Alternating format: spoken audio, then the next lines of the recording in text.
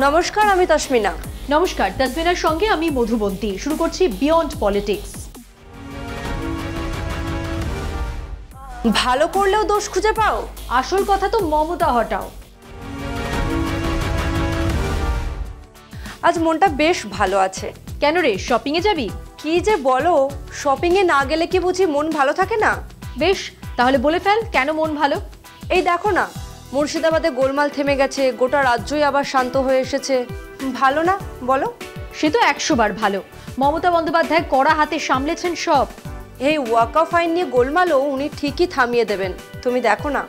সেই আশাই তো আমারও আছে। মুখ্যমন্ত্রী মানুষকে বোঝেন, কিন্তু এই বুঝতে গিয়ে কত গোলমাল, তাই না? কি রকম বলো একটু। এই দেখি না, কেন্দ্রীয় সংখ্যালঘু মন্ত্রী কিরণ রিজিজু মমতা বন্দ্যোপাধ্যায়কে কি না বললেন। তাই? তা কি বলেছেন রিজিজু? সে তো অনেক কিছুই বলেছেন। মুখ্যমন্ত্রী নাকি হিংসা ছড়াচ্ছেন, তিনি নাকি সংবিধান বিরোধী কাজ করছেন, এইসব। কিন্তু বিজেপি যা করে সেই সব কি খুব ভালো? আরে সেই তো হলো কথা। যখন দলিতদের ওপর অত্যাচার হয়, কুম্ভে পূর্ণ স্নানে গিয়ে মানুষ মারা যায়, এমনকি রাজধানী দিল্লির স্টেশনেও মানুষ পদপিষ্ট হয়, তখন এরা সব চুপ করে থাকেন। তুমি একদম ঠিক বলেছো। তারপর আরো দেখ, মণিপুরে রাষ্ট্রপতি শাসন, দেশের সর্বশিক্ষা প্রকল্পের অবস্থা নাজেহাল, ট্রাম্পের সামনে মোদিজি চুপ করে আছেন, এসবেও এদের কিছু বলার নেই। আর যত দোষ বাংলার। ঠিক বলেছিস, বিজেপির রাজ্যগুলোতে যা খুশি হতে পারে, কিন্তু বাংলায় একটা ছুঁচ নড়লেও এরা আমাদের মুখ্যমন্ত্রীকেই নিশানা করেন। তাহলে কি সমস্যাগুলো বড় কথা নয়?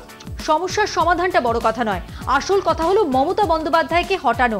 এই দেখ, মুর্শিদাবাদ, রঘুনাথপুর, জঙ্গিপুর, এই কয়েকদিনে বাংলার মানচিত্রে উঠে এসেছে আগুন, গুলির শব্দ আর আতঙ্কের খবর। রাস্তায় বাস পুড়েছে, দোকান ভাঙা হয়েছে, গুলিও চলেছে।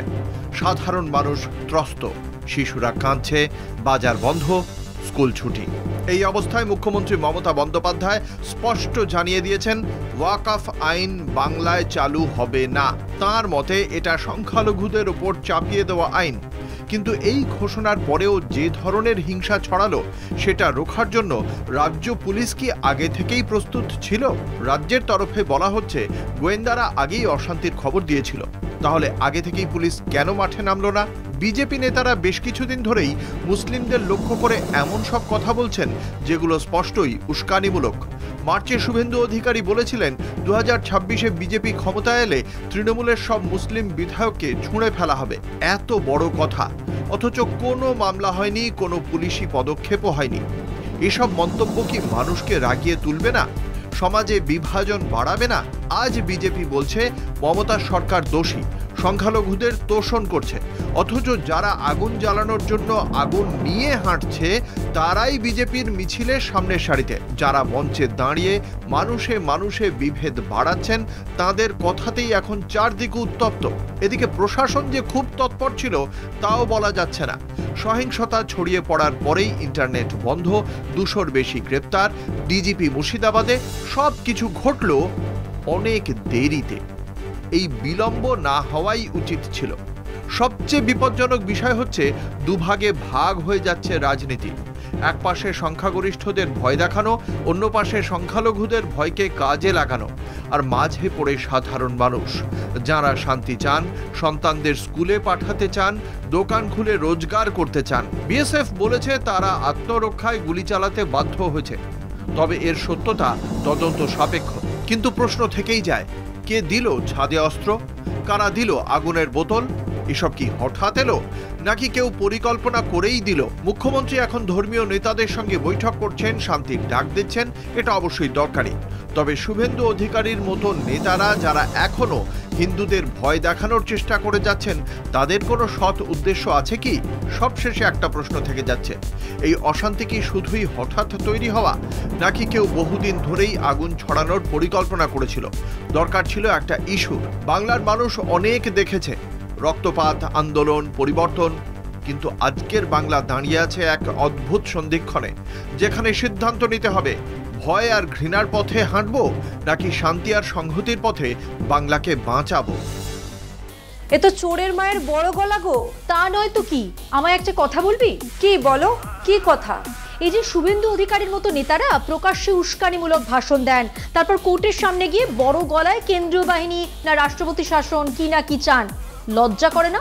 নিশ্চয় করে না, ওরা মৃত মানুষকে নিয়ে রাজনীতি করে, লজ্জা থাকলে করতো?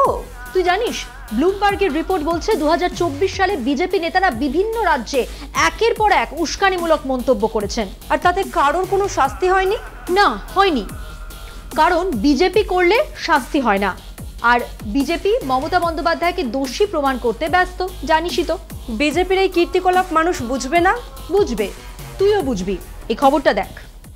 ব্লুমবার্গে প্রকাশিত এক রিপোর্ট অনুযায়ী 2024 সালের প্রথমার্ধে ভারতে মুসলিমদের লক্ষ্য করে হওয়া 255টি ঘৃণা ভাষণের 80% ঘটেছে বিজেপি শাসিত রাজ্য ও অঞ্চলে। এই তথ্য দিয়েছে ওয়াশিংটন ভিত্তিক সংস্থা হিন্দুত্ব ওয়াচ। রিপোর্টে বলা হয়েছে, এই ধরনের ভাষণের জন্য দায়ী মূলত বিজেপি ও এর ঘনিষ্ঠ সংগঠনগুলি, বজরং দল, বিশ্ব হিন্দু পরিষদ ও সকল হিন্দু সমাজ। এই ভাষণগুলোর 1/3 মুসলিমদের বিরুদ্ধে হিংসার আহ্বান, 11% ভাষণে সামাজিক বয়কটের ডাক এবং প্রায় 64% অনুষ্ঠানে লাভ জিহাদের মতো ষড়যন্ত্রের তত্ত্ব ছড়ানো হয়েছে। মহারাষ্ট্র, কর্ণাটক, মধ্যপ্রদেশ, রাজস্থান ও গুজরাটে এমন ঘটনা সবচেয়ে বেশি। 2024 সালে ধর্মীয় স্থান নিয়ে বিতর্ক এবং ধর্মীয় অবমাননা ঘিরে 6টি বড় সাম্প্রদায়িক হিংসার ঘটনা ঘটেছে। একটি প্রতিবেদনে উঠে এসেছে, এই সংঘর্ষগুলির পেছনে মূলত রাজ্য ও কিছু কট্টর ডানপন্থী গোষ্ঠীর অভিযোগ ছিল মসজিদ ও দরগাগুলি নাকি বেআইনিভাবে নির্মিত অথবা সেগুলি নাকি হিন্দু উপাসনা স্থলের ওপর তৈরি। এই 6টি হিংসায় মোট 10 জনের মৃত্যু হয়েছে, যার মধ্যে 9 জনই মুসলিম সম্প্রদায়ের। প্রতিবেদন অনুযায়ী 2024 সালে মোট 59টি সাম্প্রদায়িক হিংসার ঘটনা ঘটেছে। এছাড়াও গণমাধ্যমের রিপোর্টে বলা হয়েছে 13টি গণপিটুনির ঘটনাও ঘটেছে, যাতে 11 জনের মৃত্যু হয়েছে, 1 জন হিন্দু, 1 জন খ্রিস্টান এবং 9 জন মুসলিম। এই 13টি ঘটনায় 7টি ক্ষেত্রে গোহত্যা বা গোরক্ষা সংক্রান্ত অভিযোগ ছিল। বাকি ঘটনাগুলি ছিল আন্তর্ধর্মীয় সম্পর্কের অভিযোগ বা শুধুমাত্র ধর্মীয় পরিচয়কে ঘিরে মুসলিম সম্প্রদায়ের ওপর হামলা। বাংলা বিজেপি আর আরএসএস এর কাছে একটা বড় প্রজেক্ট। 26-এর নির্বাচনের আগে তাই এবার বাংলা নয়া ওয়াকফ আইন পাশের পেছনে এত তাড়াহুড়ো কেন ছিল? পশ্চিমবঙ্গে অশান্তির ঘটনা ঘটায় বিজেপি আজ কোমর বেঁধে মমতা বন্দ্যোপাধ্যায়কে আক্রমণ করছে। তবে এই পরিসংখ্যান কোন কথা বলে? কাদের মদতে ডাবল ইঞ্জিন বিজেপি রাজ্যে একের পর এক সাম্প্রদায়িক হিংসার ঘটনা ঘটেছে?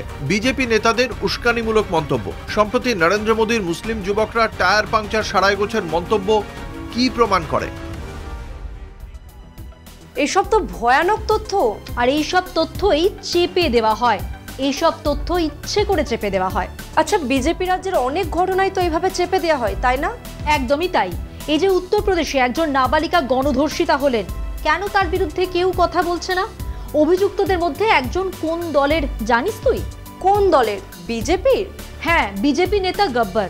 এবার এই যোগী সরকারের পদত্যাগ কেন কেউ চাইবে না? উত্তরপ্রদেশে তো এটা নতুন ঘটনা নয়, তাই তো? হ্যাঁ, আরজিকর কাণ্ডে বিজেপি তো দোষীদের শাস্তির থেকেও বেশি জোরে চিৎকার করেছিল মুখ্যমন্ত্রীর পদত্যাগ চেয়ে। আরও আছে, বিজেপি নেতা অজিত পাল সিং চৌহান আর এক মহিলা বিজেপি কর্মীকেই তো কাউন্সিলর পদের টিকিট দেওয়ার নামে ধর্ষণ করেছে বলে অভিযোগ। মধ্যপ্রদেশের বিজেপি সরকার কেন দায় নেবে না এবার? এসব শুনলেই গা ঘিনঘিন করে। সে তো করবেই, সন্দেশখালী ইস্যু হোক বা এখন ওয়াকফ নিয়ে অশান্তি। কথায় কথায় এ রাজ্যে বিজেপি মুখ্যমন্ত্রীর চেয়ার ধরে টানতে চায়, কিন্তু নিজেদের রাজ্যের বেলায় কি বলে জানিস? কি বলে? বলে ওসব নাকি রাজ্যের আইন শৃঙ্খলার ব্যাপার, রাজ্য বুঝবে। মানেটা কি বুঝলি? মানে নিজের বেলায় আটিসাটি, পরের বেলায় দাঁত কপাটি, তাই তো? একদমই তাই। নে এবার শেষ কর। হ্যাঁ, তাই ভালো।